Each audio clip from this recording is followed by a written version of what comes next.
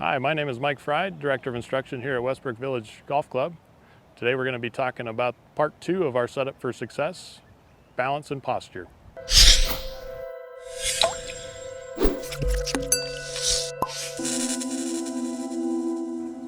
All right, so when we're talking about your posture and balance, there's a couple things that we're trying to get to happen.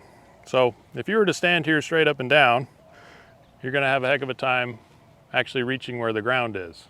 So what you're trying to do with your posture and everything to do with your setup is get down where you can actually reach the ball. But there are good ways and there are bad ways to get down there. So when you first are building your setup, what I want you to be thinking about is if you let your arms relax to your side, what you're trying to do is get your arms in front of you, not by lifting them away from you. So the way that you do that is you bend from your hips first. So I'm going to relax my arms. I've got my club sitting to my side here.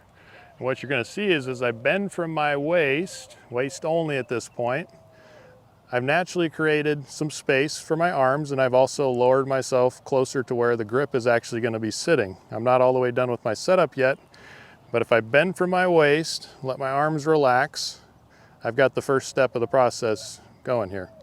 So from that point, if I set the club flat on the ground this way, I bend from my waist, let my arms hang down underneath me. You notice my arms are right underneath my shoulders. From that point, I'm just going to let my knees bend a little bit, just enough where I can actually get to where the grip is. So at this point, you're most of the way there to getting your setup. If you're to stop right there, you've got most of it right, but there is a little bit more to it. And what that is you have to realize that your right hand, if you're a right-handed golfer, goes on your grip lower than your left hand.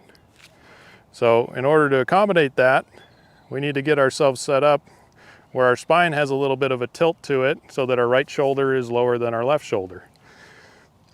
So when I do that, an easy way to kind of feel that is if you were to put your club right in your front here, right on your chest, kind of up your belly there. So if you do the waist bend that I was talking from the hips here, you're going to see that club is actually going to go in between my legs. And to get you to the right feeling of what you're trying to do with your tilt is you're actually going to tilt this way until this grip actually hits you on the inside of your left leg there. But if you can see that, I tilt a little bit. That gets my right shoulder lower than my left shoulder. And that allows my right hand to go lower than my left hand. That also allows your shoulders to be in a line better.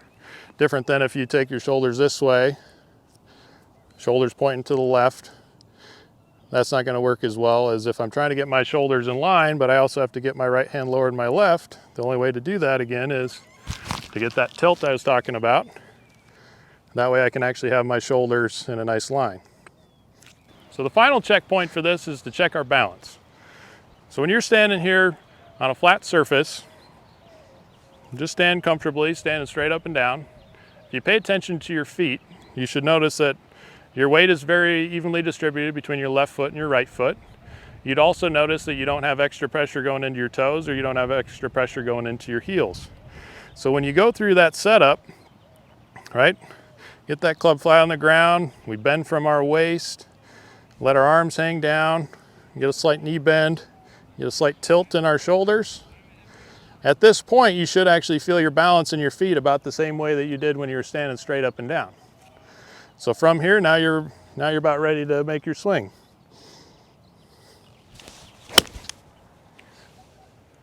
So give that a try, and you'll be on your way to some better golf.